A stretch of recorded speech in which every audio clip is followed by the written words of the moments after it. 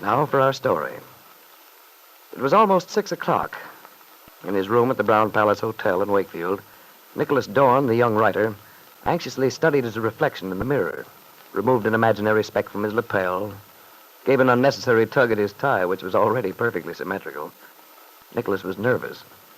He decided to tell Peggy Douglas, Aunt Mary Lane's pretty niece, that it would be better for them not to marry, that he wanted to break the engagement. Nicholas had realized some time ago that he was deeply in love with Peggy. However, he was equally convinced that Peggy herself was in love with Bill Meade, and that was the reason he now believed it would be disastrous for him to go ahead and marry her, much as he longed to. Now he was eager to see Peggy, yet dreading the interview. Very much in love, yet feeling rather foolish for being so, in view of his previous philosophy. At 5 minutes to 6, his phone rang. It was Peggy. She was downstairs in the lobby. A few minutes later, Nicholas emerged from the elevator, went up to greet the young girl. Hello, Peggy, darling. You're a good girl. I am? What? Besides all your others, you and Aunt Mary both have a virtue not very common with women. Well, I'm glad to know it, whatever it is. It's promptitude, my dear. Never keep a man waiting, cooling his heels. Charming quality. Well, thanks, Nick. Besides that, you're very lovely to look at. Oh, goodness, you're very gallant today, Mr. Dorn. You're quite delightful to see yourself. Thank you. Your smile is very assuring, because you sounded rather disturbed when I talked to you on the phone last night. I was afraid something must be bothering you. Well, I have got something on my mind I want to tell you. And I have something to tell you, too. Peggy, I'd like to make my little speech first, if you don't mind. Oh, I don't mind. Just that I thought you'd be anxious to know that I had a talk with Bill.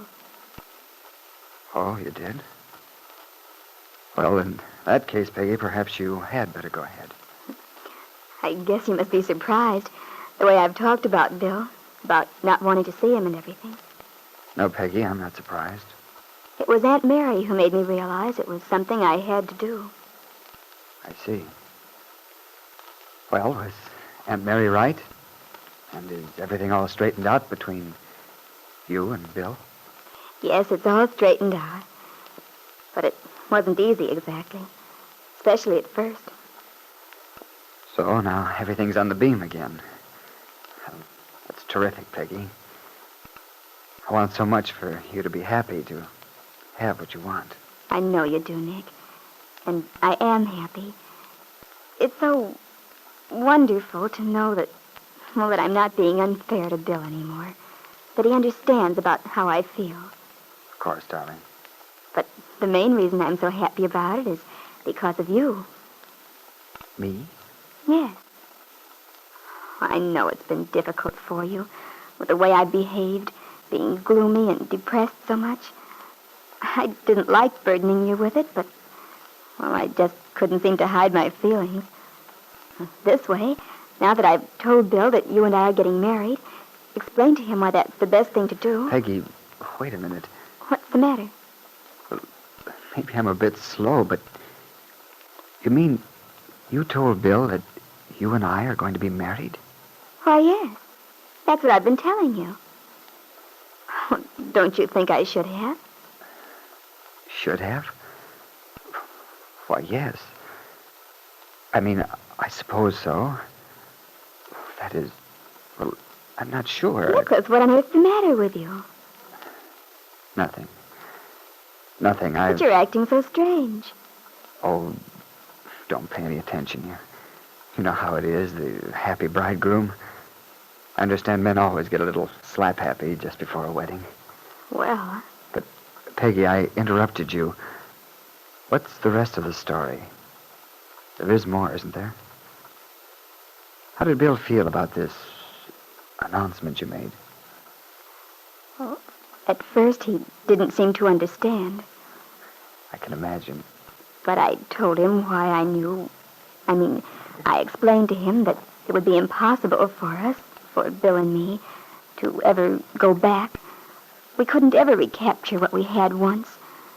And so we should each go ahead and build new lives for ourselves. And you convinced him? I think so. Poor Bill. Why do you say that? I was just thinking he was be feeling pretty low about now. Well, I don't suppose he's exactly joyful. But, well, that's only natural. Seeing someone you used to care for. I'll admit it was hard on me, too. But even so, I feel lots better than if I hadn't explained things to him. Confession is good for the soul and so forth. Yes, I suppose that is it in a way.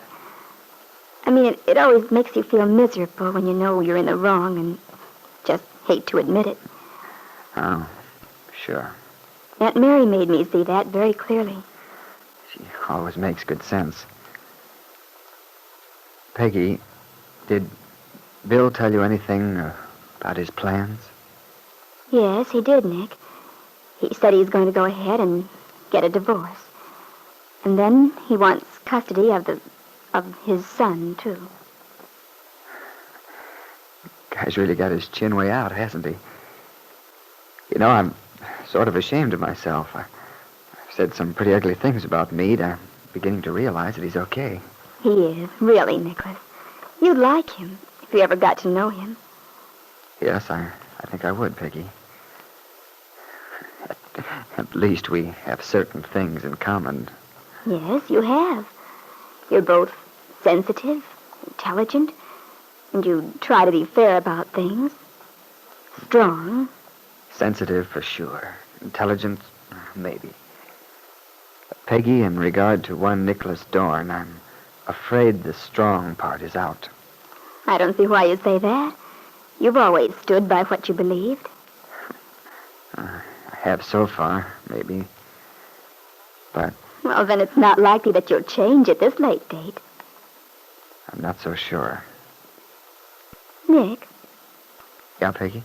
are you sure something's not bothering you? No. No, everything's wonderful. Nick, I have a feeling you're unhappy. I don't understand it because I thought you'd be so glad to know I'd made everything right between Bill and me. Because it makes a difference about us, too. Remember the day we quarreled after Jessie came into the coffee shop? Yes, I remember very well. And you said a man doesn't want his wife looking moony-eyed every time she hears someone mention another guy's name? Or words to that effect. Did I say that? I just mean that now you don't have to worry.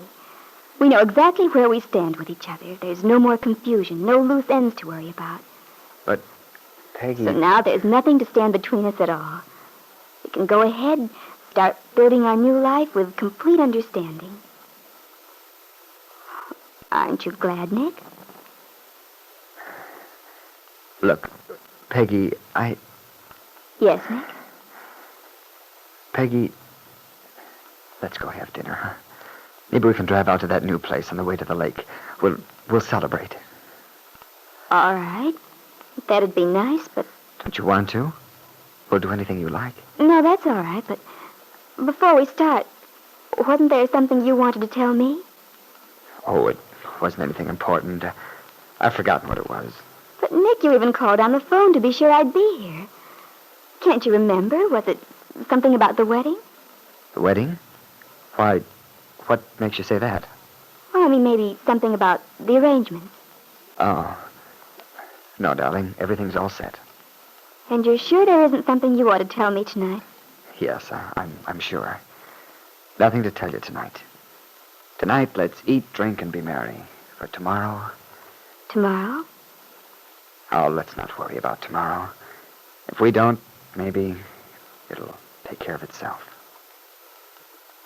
Peggy looked at Nicholas searchingly. She was certain that he was keeping something from her, but she had no idea of the actual truth. That Nicholas had meant to tell her he felt they should call off their engagement. The last minute, he found he couldn't find the words.